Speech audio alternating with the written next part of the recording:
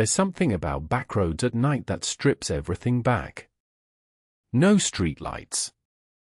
No witnesses. Just the white line at the edge of the asphalt and whatever's waiting beyond the tree line. Tonight I have 3 accounts sent in by viewers, people with jobs and families and perfectly ordinary lives before a single wrong turn changed something in them permanently. The third story is the one I keep coming back to. Not because of what the person saw, but because of what they found in their own house afterward. Stay with me. Exit 34 has no name. I drive for a living. Not ride-share, I run parts for a medical equipment distributor out of Knoxville, Tennessee. Long hauls, mostly. I know every shortcut between Chattanooga and Bristol. I know which gas stations are open at 2 a.m. and which ones just look open. I thought I knew these roads. This was October of last year. A Tuesday. I'd had a long run and I was trying to get back to Knoxville before midnight because my daughter had a school thing the next morning and I'd already missed 3 of them that semester. I took I-40 east and then cut south on 27, like I always do. Flat stretch, not much traffic. The radio was doing that thing it does in dead zones where it cycles between static and a country station out of Harriman. I just let it run. Somewhere around mile marker 91, I passed an exit I didn't recognize. That's the part one keep turning over. I have driven that road, that exact stretch, at least 60 times. 60. There is no exit between mile marker 88 and the Rockwood interchange at mile 97. I know this the way I know my own phone number. But I saw it. Green sign, standard dot lettering, white reflective border. No name. Just the number, exit 34. I didn't take it. You don't take an exit you don't recognize on a road you know at 11:40 p.m. I kept driving. But I looked in my mirror. There was a car stopped at the top of the ramp.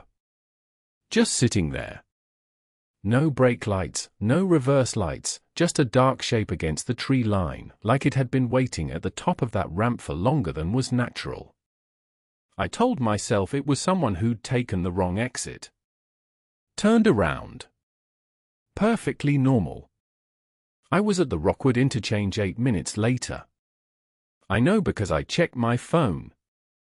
8 minutes is about right for that stretch at highway speed. The next morning I pulled up the satellite view on my laptop. I traced the road, mile by mile. 88. 90. 93. 97, Rockwood. No ramp. No exit. Not even a gravel service road. I drove it again 2 weeks later. Daytime. Slow. My hazards on. Nothing between 88 and 97. Just guardrail and kudzu and the kind of old oak trees that have been standing there since before the highway was built. I filed it away. I don't have another option. But here's the thing that I can't quite let go. When I think about that dark shape at the top of the ramp, I don't think it was a car that had taken the wrong exit. I think it was waiting to see if I would. That exit still shows up on no map, and no one at the Tennessee DOT has ever returned a comment about mile marker 91. She waved from the ditch. My name is Renata. I'm a pediatric nurse in Albuquerque, and I want to be clear about something before I tell this. I am a rational person. I work 12-hour shifts in a PICU. I have seen things that would undo most people. I do not scare easily and I do not tell this story at parties. Last March I was driving back from my mother's place in Belen, about 35 miles south on Highway 47. It was just after 9 p.m. Clear night, cold, that specific kind of dark you only get in the high desert where there's no moisture in the air to scatter the light. I had my brights on. About 6 miles outside of Los Lunas, I saw a woman standing in the ditch on the right shoulder. She was facing me. She was waving. Not the frantic wave of someone whose car had broken down. Slow. Like she was greeting someone she recognized.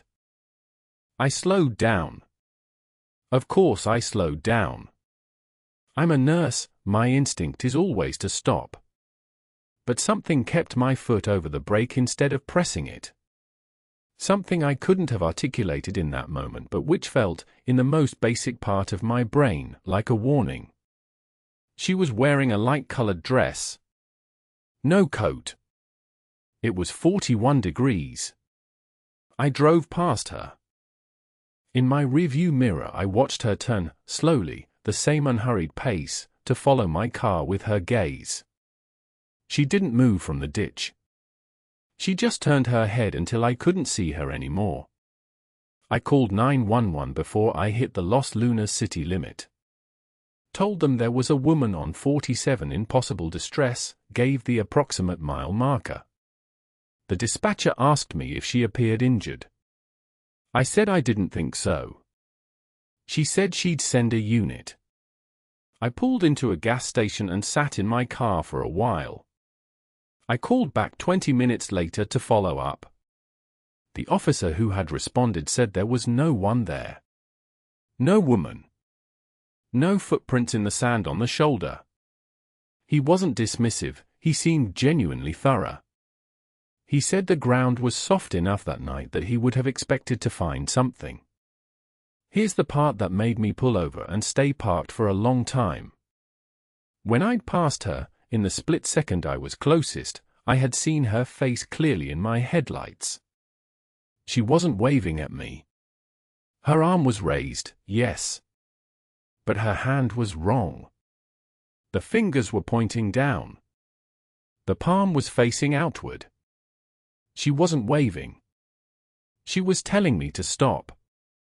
The next account comes from a couple, and what makes it different from every other story I've received is that the evidence didn't stay on the road. The farmhouse had our photos. My husband thinks I should stop talking about this. He's not a superstitious man, he's an engineer, he problem solves for a living, and even he won't discuss what we found inside that house.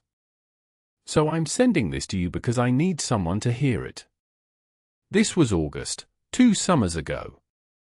Marcus and I were driving from our home in Columbia, South Carolina to visit his college roommate in rural Georgia, a small property outside of Baxley, Appling County. We'd made the drive before. 5.5 hours, mostly boring. We took a wrong turn somewhere on State Road 32. My phone lost signal and the offline maps weren't loading correctly. Marcus found what looked like a shortcut on the paper atlas we keep in the glove box. Yes, we still keep one, and we turned onto a county road that isn't marked. After about 2 miles, the road surface changed. Gravel, then dirt, then something that was barely a track through tall grass. We knew we had to turn around. But there was a farmhouse ahead, lights on, and Marcus said we should see if someone could point us back to the main road.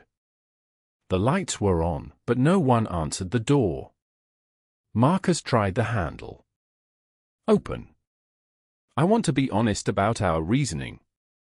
We were in the Georgia heat, we were lost, the lights were on, and the door was unlocked. We called out. Nothing. We stepped inside to look for a phone, a landline, something. The front room was clean. Lived in. A couch, a TV, an old oscillating fan still running. A kitchen table with a full glass of water on it, not sweating, not warm. Fresh. Then I looked at the wall. There were photographs. A lot of them. Framed, arranged, covering most of one wall like a gallery. Family photos. People at beaches, at holidays, in backyards. Normal. And then I saw us. Not photos that looked like us. Not a passing resemblance. Marcus and I, at a restaurant we'd been to in Charleston about 3 months before this trip. I was wearing the green dress.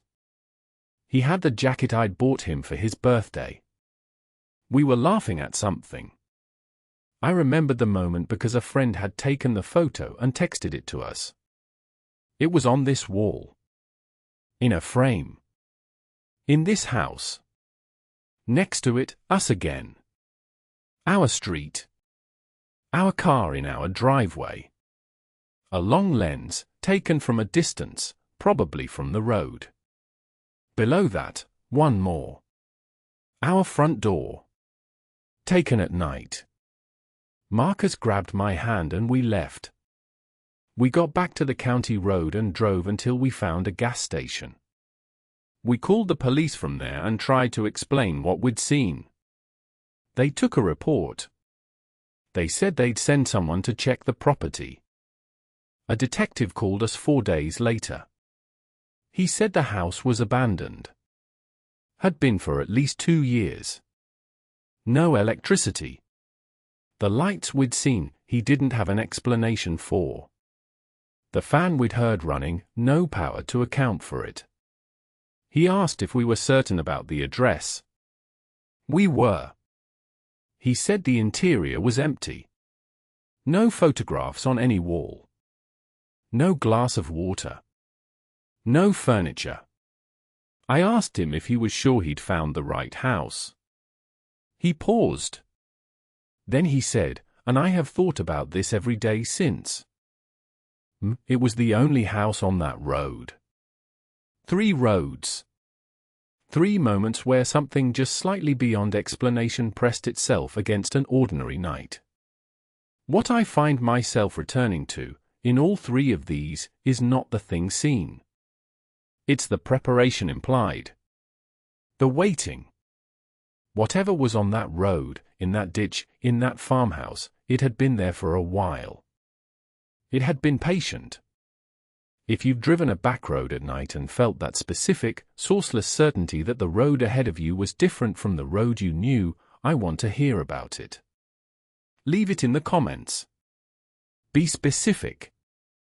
Specifics are what make these things real. New stories arrive every day. Subscribe if you want them.